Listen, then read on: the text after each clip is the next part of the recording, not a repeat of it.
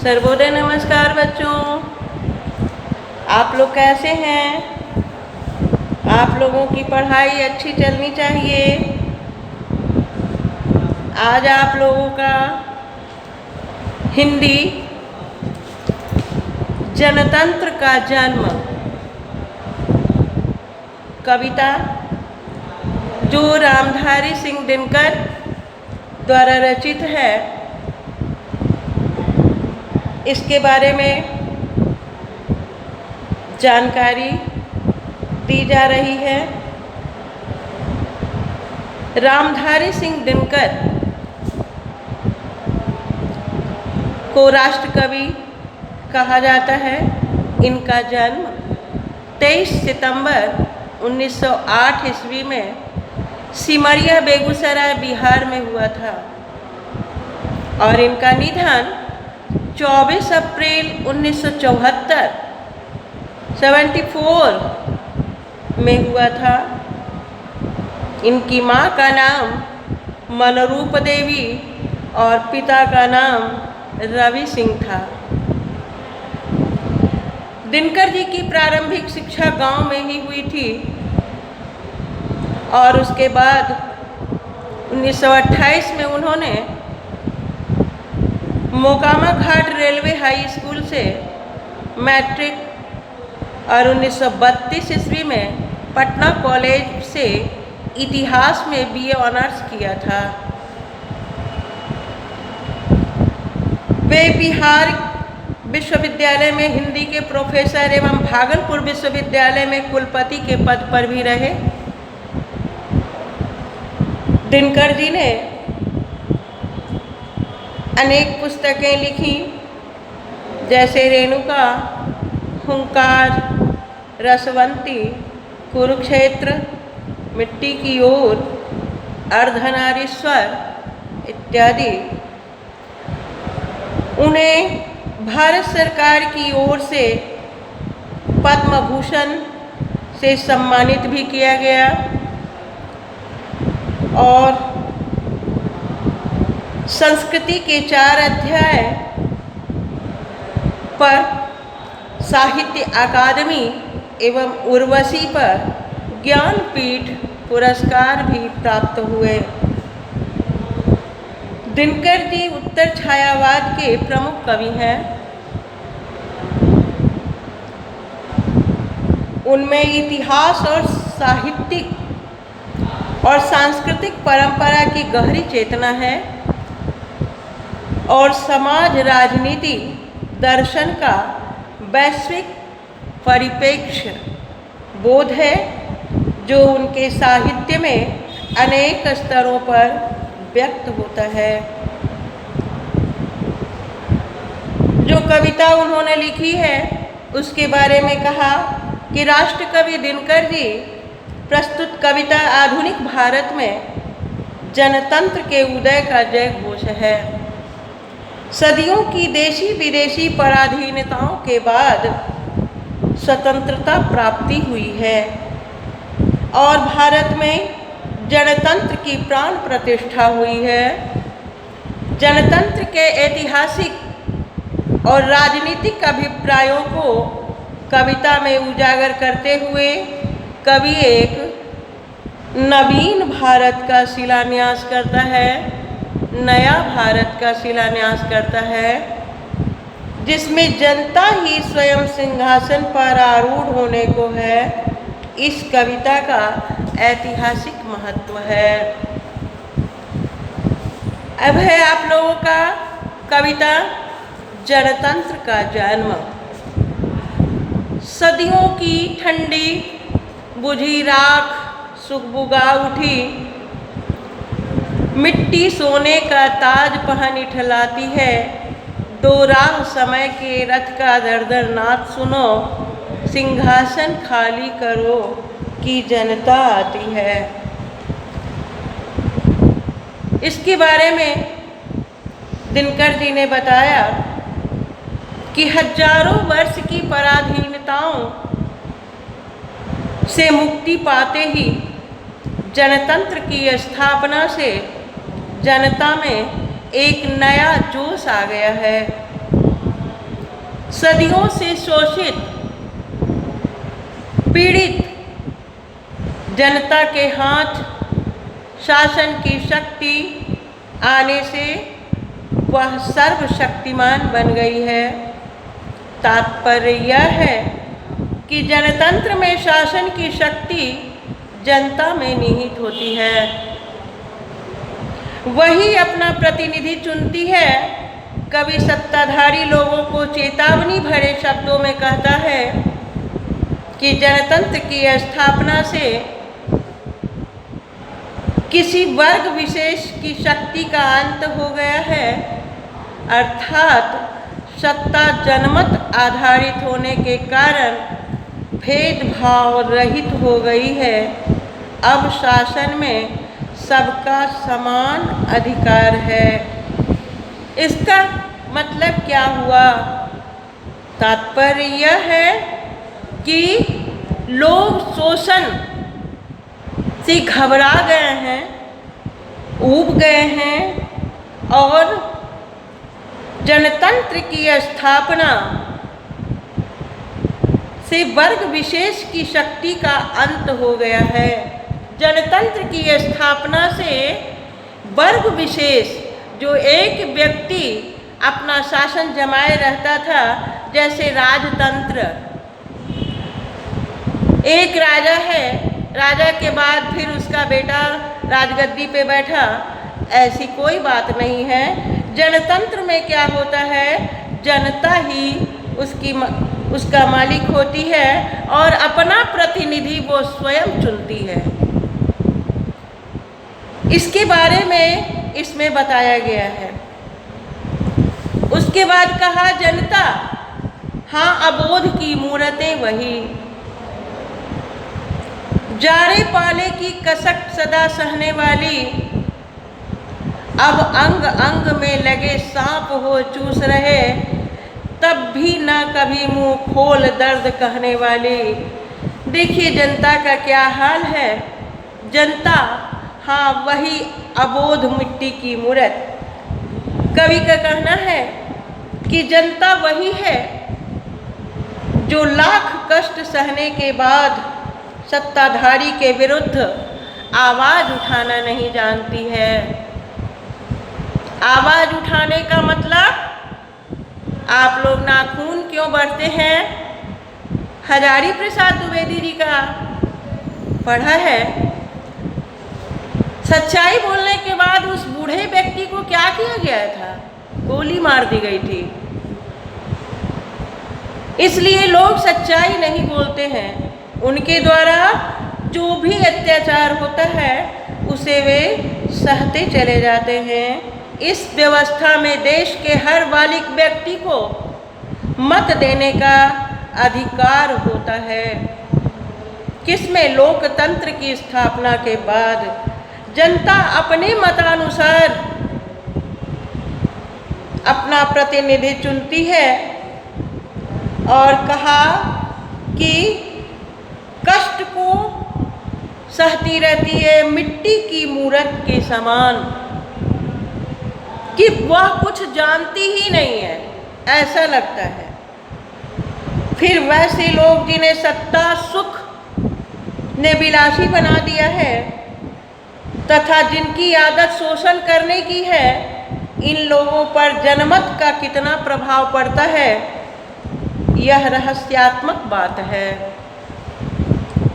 फिर जनता ऐसे लोगों के प्रति कैसी प्रतिक्रिया व्यक्त करती है, यह भी रहस्यपूर्ण बात है। कवि जानना चाहता है कि जनता एवं नेता इस जनतंत्र पर कितना प्रभाव पड़ा है तथा कौन कितना किसको देता है, इसके बारे में जाना। कहा जारे पाले की कसक सहने वाली, जारे पाले के कसक को सहने वाली है।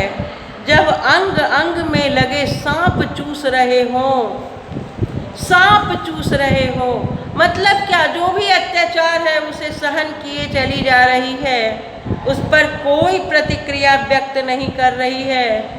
इससे क्या समझ में आता है तब भी वह मुंह खोलकर दर्द, कभी भी मुंह खोलकर अपना दर्द नहीं कहती है। किसको कहे?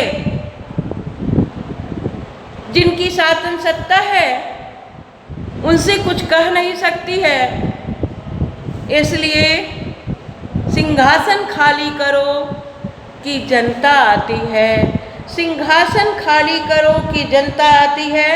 जनतंत्र जनमत का अधिकार, हम अपने हिसाब से नेता को चुनेंगे। जिनकी शासन सत्ता सही नहीं होगी उन्हें हम तुरंत हटा देंगे, क्योंकि ये जनतंत्र है, जनता का शासन है। 5 साल नेताओं के हाथ में होता है और एक दिन जनता के हाथ में आता है। उसमें जनता अपने पावर को दिखा देती है, अपने ताकत को दिखा देती है कि जनता क्या है। उसके बाद है जनता हाँ लंबी बड़ी जीभ की वही कसम, जनता सचमुच ही बड़ी वेदना सहती है, बहुत अत्याचार को सहती है। सो ठीक, मगर आखिर इस पर जनमत क्या है? सहती तो है लेकिन जनमत क्या है? ठीक है, जिसको चुन करके भेजा गया सिंहासन पर आरूढ़ होने के लिए, अगर उनके द्वारा सही से सत्ता अगर नहीं चला तो अगले बार के चुनाव में उनका बहिष्कार कर सकते हैं। यह प्रश्न गूढ़ मीन्स रहस्यमय है। जनता इस पर क्या कहती है? कहेगी क्या? कुछ कह तो सकती नहीं है। अगर कहेगी तो वही हाल होगा जो नाखून क्यों बढ़ते हैं मैं बूढ़े का हुआ था।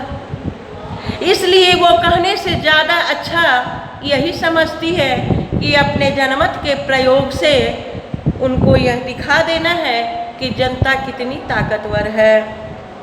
उसके बाद कह रहा है कि मानो जनता फूल हो जिसे एहसास नहीं, जब चाहो तभी उतार सजा लो दोनों में, अथवा कोई दुधमुही जिसे बहलाने के जंतर मंतर सीमित हो 4 खिलौने। नेता क्या समझते हैं जनता को? फूल जिसे कोई एहसास नहीं होता, जब चाहो तब उतार लो और जब चाहो तो भगवान पे चढ़ा दो, कहीं भी उसका इस्तेमाल कर लो, ये समझते हैं। और क्या समझते हैं? दूध मुही बच्ची जो बहलाने के लिए 4 खिलौने हम लोग दे देते हैं, वो समझते हैं। कितना अत्याचार करते हैं।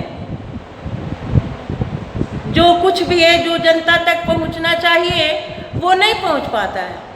कहाँ चला जाता है? कुछ समझ में नहीं आता है। समझ में भी अगर आता है तो कोई आवाज़ नहीं उठा सकता है। आवाज़ अगर उठाना है तो बस एक दिन अपने जनमत का प्रयोग करके, और जनता कुछ नहीं कर सकती है, बाकी सब कुछ सहना ही पड़ता है। उसके बाद लेकिन होता भूडोल, बवंडर उठते हैं। जनता जब कोपाकुल हो भ्रुकुटी चढ़ाती है। भ्रुकुटी मीन्स भौं। ये भौं जो आप देख रहे हैं भ्रुकुटी चढ़ाती है। भ्रुकुटी चढ़ाने का मतलब क्या? क्रोध में आ जाती है। तब क्या होता है? बवंडर, भूडोल, भूकंप आ जाता है। 2 राह समय के रथ का धर नाद सुनो, सिंहासन खाली करो कि जनता आती है। हुंकार भरने लगती है, बवंडर होने लगता है, और जनता जब कोपाकुल होकर भ्रुकुटी चढ़ाती है, जनता चढ़ाती है, सब एक साथ, सबका एक ही मत होता है कि अब की बार जो शासन सत्ता है उसको छोड़कर किसी दूसरे को जनमत देना है। ऐसा निर्णय करती है और करके कोपाकुल होकर भ्रुकुटी चढ़ाती है और कहा कि अब सुन लो, अब सिंहासन खाली करो, जनता आ रही है। जनता का शासन जिसमें जनता आरूढ़ होती है और स्वयं शासन करती है। स्वयं शासन करने का मतलब क्या? वो जिनको चुनकर भेजती है वही शासन करते हैं। उसके बाद है, हुंकारों से महलों की नींव उखड़ जाती है, सांसों के बल से ताज हवा में उड़ता है, जनता की रोके राह ताव समय में ताव कहाँ, वह जिधर चाहती उधर ही काल मुड़ता है। कहा कि हुंकारों से महलों के नींव उखड़ जाती है। एक व्यक्ति अगर बोलेगा तो उस पर प्रतिक्रिया व्यक्त हो सकती है, दो व्यक्ति बोलेगा उस पर प्रतिक्रिया व्यक्त हो सकती है, लेकिन सबका सब एक बार अगर हुंकार भर ले तो महलों के नींव उखड़ सकती है। ये शासन सत्ता क्या है? इसको उखड़ने में कितना टाइम लगेगा? एक दिन के जनमत के प्रयोग से सत्ता सिंहासन खाली हो सकता है और हम जिसको चाहेंगे उसको चुन करके उस राजगद्दी पे बैठा सकते हैं। ये जनता चाहेगी तब संभव हो सकता है, हुंकार भरेगी तभी संभव हो सकता है। कहा कि अगर जनता निर्णय कर ले कि इस काम को करना है मिल करके, तो जनता की रोके राह, कौन उनके समय में ताव कहाँ, किसी में ताव नहीं है। वह जिधर चाहती काल उधर ही मुड़ता है। वो जो चाहती है वही करती है, क्योंकि उसके पास ताकत है, सर्वशक्तिमान है। सारी जनता एकजुट हो चुकी है। अब्दों शताब्दियों सहस्त्राब्द का अंधकार बीता गवाक्ष अंबर के दहके जाते हैं। यह और नहीं कोई जनता के स्वप्न अजय, चीरते तिमिर का बक्ष उमड़ते आते हैं। इसका मतलब क्या हुआ?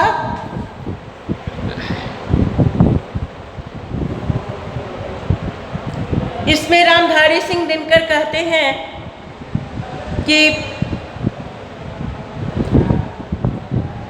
जब जनता संगठित हो जाती है, अर्थात जब सारी जनता एक स्वर में आवाज उठाती है, तो महान से महान शासक का शासन खतरे में पड़ जाता है।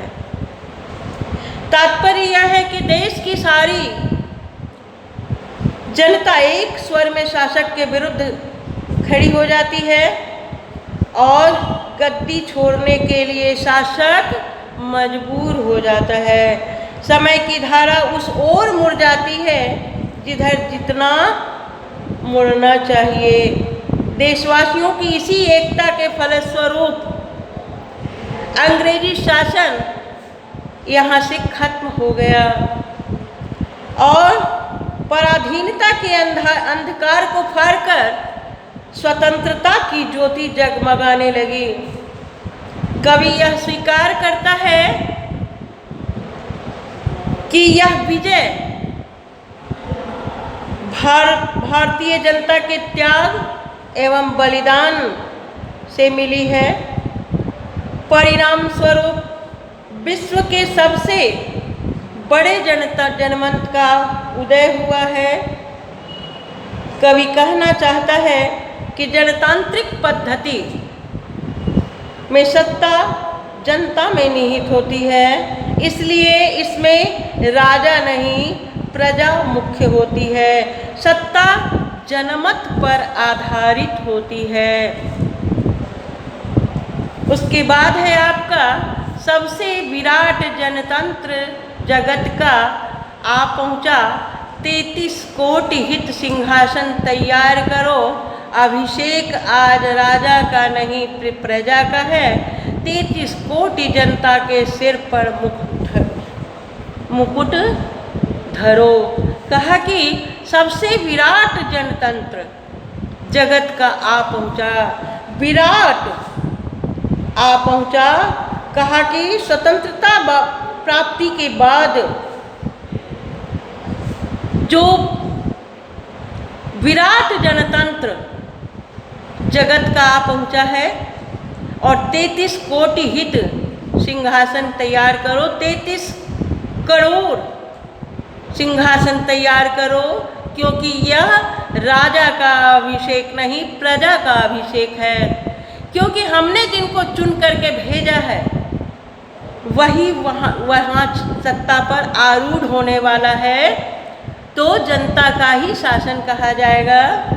अब कहा कि आरती लिए तू किसे ढूंढता है मूर्ख, मंदिरों राजप्रसादों में तहखानों में देवता कहीं न सड़कों पर गिट्टी तोड़ रहे, देवता मिलेंगे खेतों में खलिहानों में। कहा कि देवता को तुम कहाँ ढूंढ रहे हो। कहा कि जिनके परिश्रम पर देश का विकास आधारित है, मंदिरों महलों तथा मस्जिदों में रहने वाले विलासी व्यक्तियों के बदले उन लोगों की पूजा की जानी चाहिए जो दिन रात खून पसीना बहाकर देश के आर्थिक विकास में सहयोग करते हैं, जिनके परिश्रम के बल पर शासक महलों का आनंद लेते हैं। इसलिए कभी शासन करने वाले अथवा राज्य का अधिकार वैसे लोगों को देना चाहते हैं या देने की सलाह देते हैं जो स्वयं गर्मी वर्षा और सर्दी का कष्ट सहकर, स्वयं आधा पेट खाकर, खेत खलिहानों में पसीना बहाकर दूसरों के महल तैयार करने में स्वयं टूटी झोपड़ी में रहता है। अब सोच लीजिए कि वो कितना परिश्रम करता है। कवि के कहने का तात्पर्य यह है कि शासन की शक्ति उन हाथों में होनी चाहिए जो स्वयं भूखे रहकर दूसरों को भरपेट खिलाता है। इसलिए कवि जनतंत्र का समर्थन करता है, क्योंकि इसमें सबको समान रूप से जीने का अधिकार है। उसके बाद आप लोगों का चैप्टर कहा कि अब आप घबराइए नहीं, जनता आ रही है, अब जनता का शासन सत्ता आ रहा है, समय का रथ चल चुका है, हुंकार भरा चुका है, अब सिंहासन खाली करने का समय भी आ चुका है, क्योंकि शासन सत्ता से जनता घबरा गई है। अब वो बदलाव चाहती है, अब वो बदलाव चाहती है, इसलिए अब सत्ता खाली करो। अब आपका क्वेश्चन आंसर है, क्वेश्चन आंसर है आपका, कवि की दृष्टि में समय के रथ का धड़धड़नाद क्या है? धड़धड़नाद क्या है, स्पष्ट करें। कहा कि कवि की दृष्टि में समय के रथ का धड़धड़नाद क्या है, स्पष्ट करें।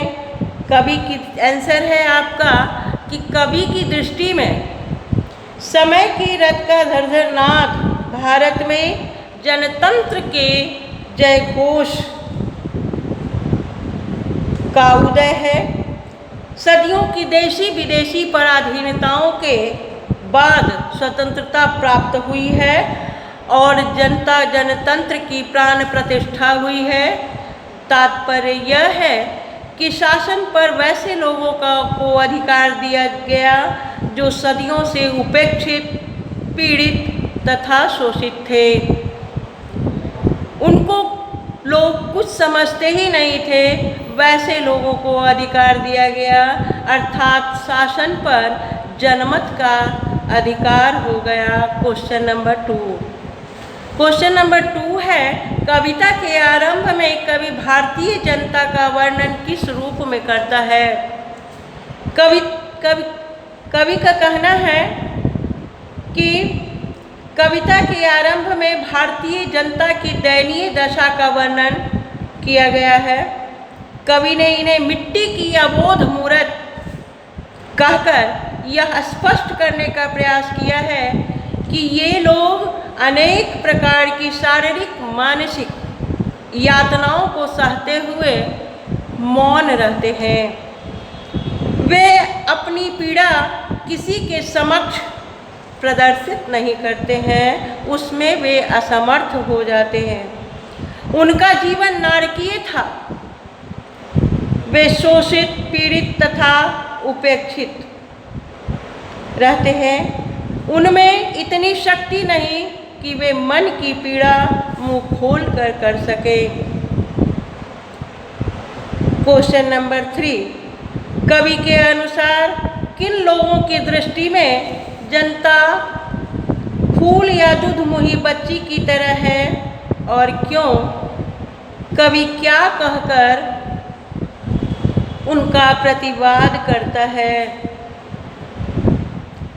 कवि के अनुसार सत्ता भोगियों की दृष्टि में जनता फूल सी दूधमुही बच्ची की तरह है, क्योंकि उनकी सोच है कि जनता भोली भाली होती है, वो कुछ समझती नहीं है, उसे जैसे कहा जाए वैसा ही करेगी।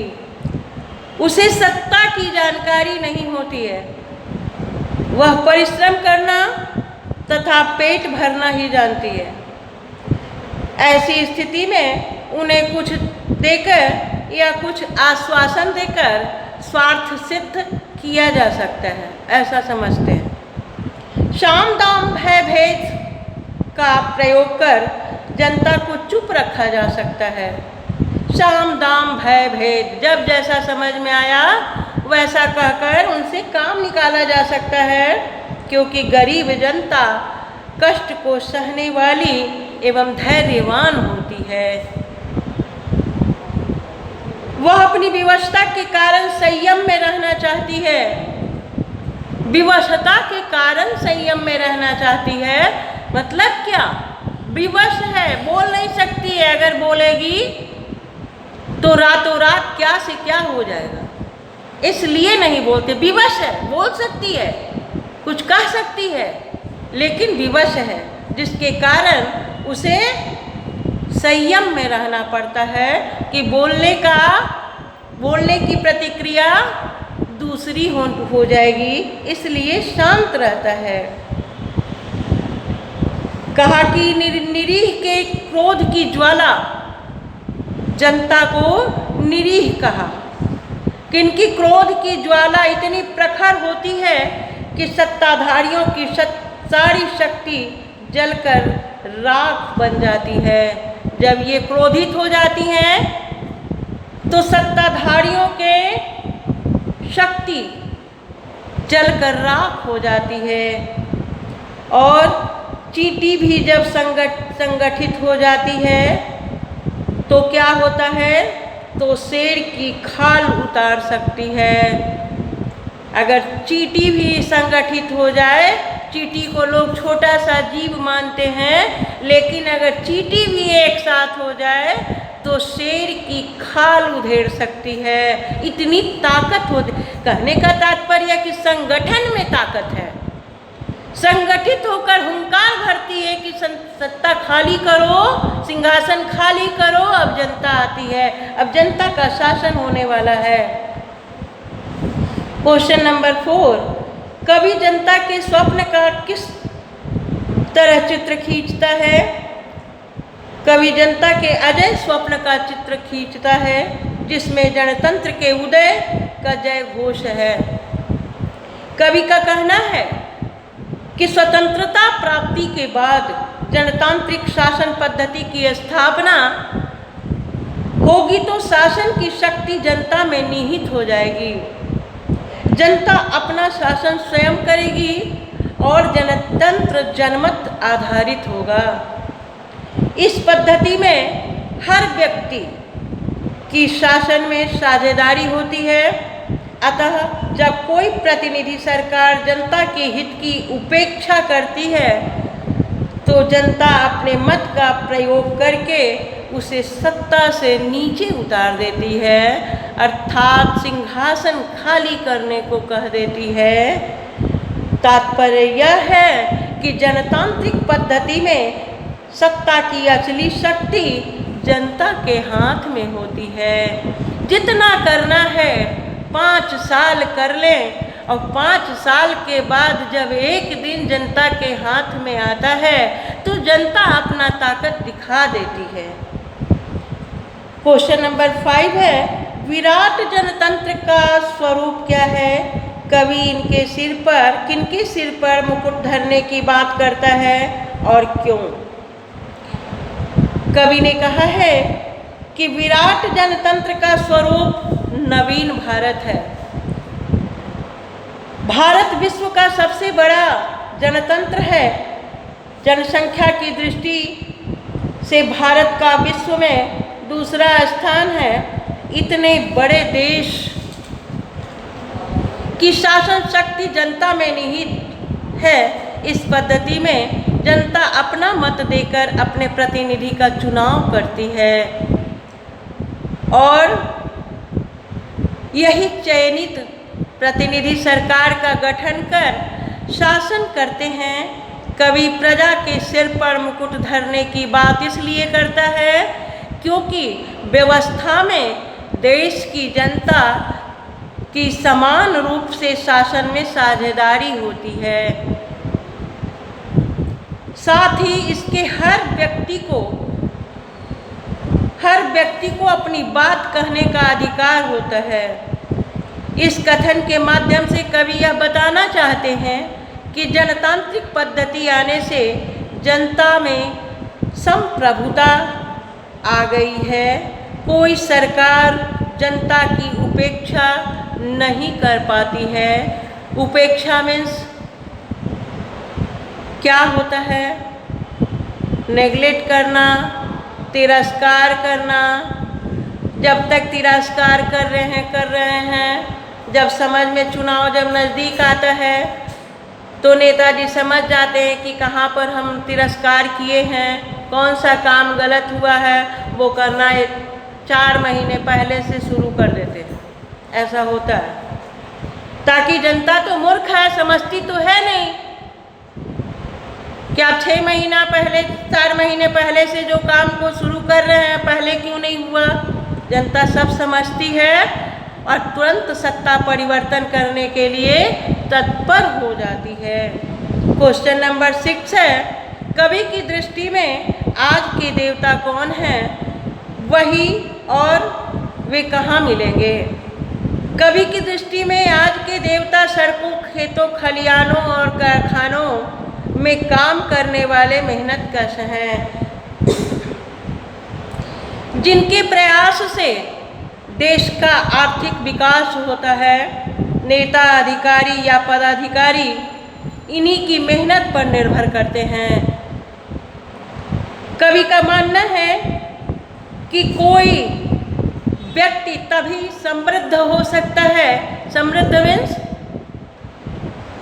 संपन्न, शक्तिशाली हो सकता है जब उसके पास विशाल जनशक्ति होती है।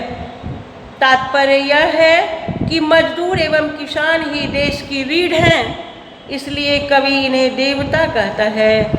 मजदूर अगर मजदूरी ना करें, किसान अगर अन्न ना उपजाए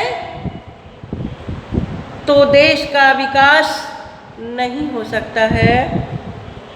हमारा देश इन्हीं के मेहनत पर टिका हुआ है, इसलिए कवि ने इन्हें देवता कहा है। क्वेश्चन नंबर 7 है, कविता का मूल भाव क्या है? संक्षेप में स्पष्ट करें। यह कविता कहना क्या चाहता है, बताना क्या चाहता है? तो कवि ने कहा कि इसका मूल भाव है जनतंत्र की स्थापना। कवि इस शासन पद्धति के माध्यम से शोषित और शोषक दोनों के भेदभाव को हटाना चाहता है, क्योंकि इस व्यवस्था में शासन करने की शक्ति जनता के हाथ में होती है। जनता ही शासन करती है। फलतः सत्ता की मनमानी, सत्ताधारी की मनमानी बंद हो जाती है। इन शक्तियों का उपयोग जनता समान रूप में करती है। तात्पर्य यह है कि जनता स्वयं ही सिंहासन पर आरूढ़ होती है और समान रूप में सबको कमाने, जीवन जीने, तथा अपनी समस्या प्रस्तुत करने का अवसर मिलता है और इसमें ऊंच नीच, शोषित, अमीर, गरीब सबकी शासन में भागीदारी होती है, कोई इससे अलग नहीं होता है। अब है आपका व्याख्या। व्याख्या तो है सदियों की ठंडी बुझी राख सुगबुगा उठी, मिट्टी सोने का ताज पहन इठलाती है। सबसे पहले हम लिखेंगे कि प्रस्तुत पंक्ति हमारी